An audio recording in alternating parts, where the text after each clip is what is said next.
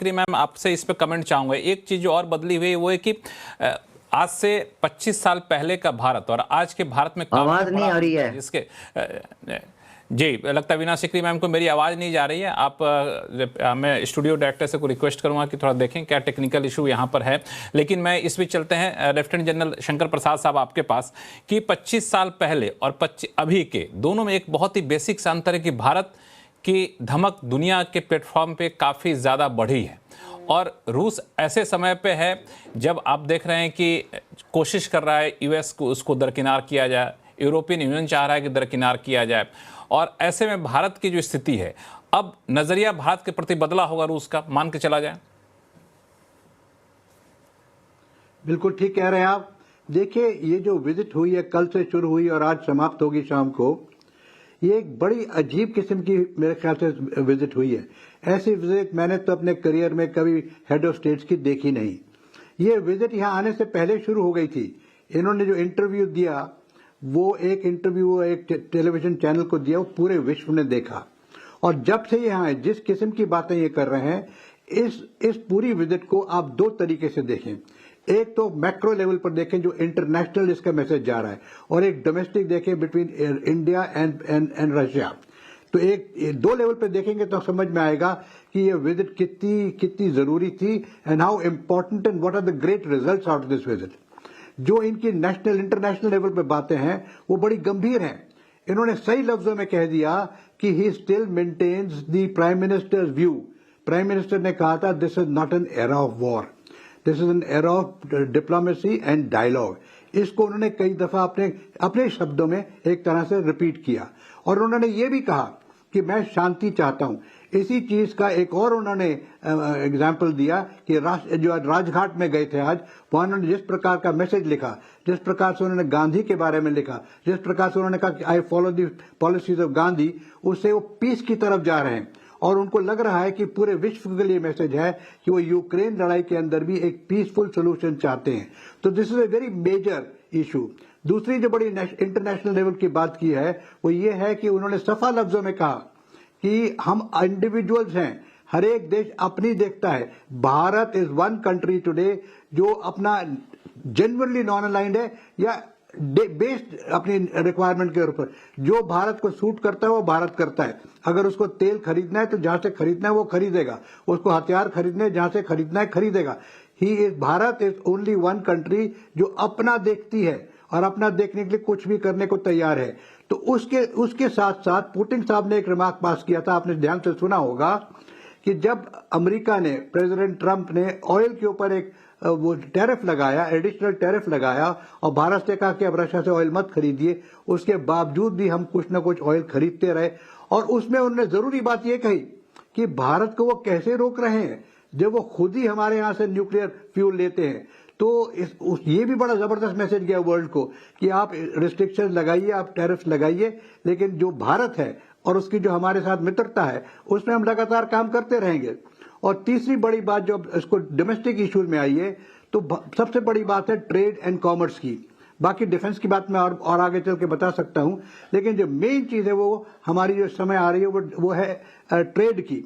तो ट्रेड में सब समझते हैं कि हमारा डेफिसिट बहुत ज्यादा है।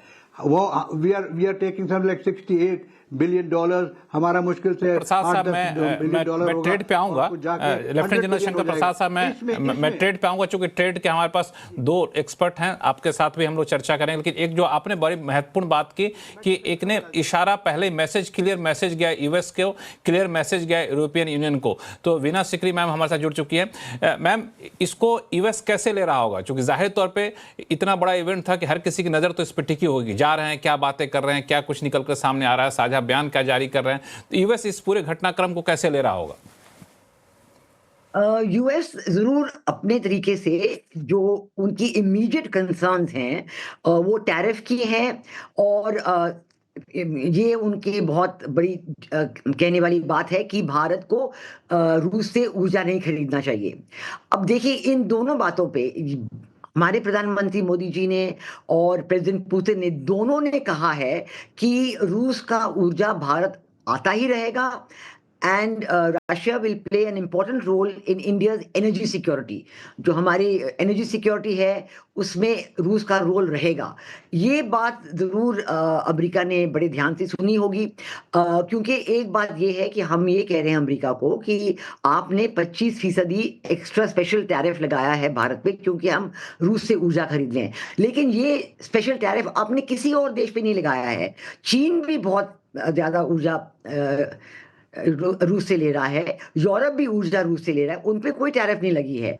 तो ये जो डिस्क्रिमिनेटरी ट्रीटमेंट है जो इंडिया को दिया है, इसके बारे में इंडिया ने काफ़ी बार अमेरिका से बात की है, लेकिन फिर भी ये टैरिफ अभी हटा नहीं है। हालांकि ट्रेड एग्रीमेंट नेगोशिएशन में है। फिक्स सवाल आपसे पूछूं, हाँ, मैं थोड़ा सा आपसे स्पेसिफिक सवाल पूछूं वीणा सिकरी मैम कि इस दौरे के बाद जिस तरीके के हमने टाई अप और साझेदारी को दिखाई है रशिया के साथ, क्या यूएस चाहेगा कि भारत के साथ भी रिश्ते जल्द से जल्द सामान्य कर लिए जाएं, क्योंकि भारत के पास एक डाइवर्सिफाइड कह सकते हैं दूसरा विकल्प वहां पे पहले से तैयार बैठा हुआ है? देखिए, बात ये है कि अमेरिका कहे ना कहे, ये हमारे लिए हमारे स्ट्रेटेजिक ऑटोनॉमी की बात है। हम रूस से जो रिश्ते बना रहे हैं वो इसलिए नहीं बना रहे हैं कि अमेरिका इसको देखे और अमेरिका अपना रवैया बदले, ये अमेरिका पे है। हम ये कह रहे हैं कि हमारे रूस के साथ बहुत सदियों से, दशकों से रिश्ते हैं और इसे हम अब इम्प्लीमेंट कर रहे हैं। बहुत सिग्निफिकेंट एडिशनल पॉइंट्स आए हैं। ये देखिए कि जॉइंट स्टेटमेंट में कहा गया है कि रूस और भारत चाहते हैं मल्टीपोलर एशिया हो। ये देखिए, अमेरिका ने कभी ये नहीं कहा है, वो तो G2 कर रहे हैं चीन के साथ। तो इसलिए इसमें बहुत सारे ऐसे पॉइंट्स हैं जो बड़े सोच समझ के जॉइंट स्टेटमेंट में आए हैं। जो समझने वाले हैं अमेरिका में वो समझ जाएंगे, वो समझ गए होंगे, जो समझने वाले हैं वो समझ गए होंगे। बिल्कुल। मैं दरअसल ये जो आपने जो ट्रेड की बात की, हाँ, ट्रेड की बात की, उस पर मैं आगे चल कर आऊंगा। नरेश कौशिक साहब, मैं आपके पास आता हूं, फिर सुनील जी और अजय श्रीवास्तव साहब हैं। जब हम लोग ट्रेड के डिटेलिंग में जाएंगे तो आप लोग के पास आऊंगा। लेकिन नरेश कौशिक साहब, साझा बयान जो जारी किए गए हैं और उससे पहले की बॉडी लैंग्वेज, इसमें सबसे इंपॉर्टेंट बात आपको क्या लगी? और जो एक सवाल का जवाब मैं जानना चाह रहा था कि चाहे अमेरिका हो, चाहे यूरोपियन यूनियन हो, चाहे चाइना हो, इस पूरे विजिट से क्या उनको एक मैसेज गया होगा? देखिए, ये जो विजिट है, जो यात्रा है, ये ऑप्टिक्स की दृष्टि से ही ज्यादा महत्वपूर्ण है। इस रूस के राष्ट्रपति की भारत यात्रा को अमेरिका और यूरोप बहुत ही ध्यान से देख रहे हैं।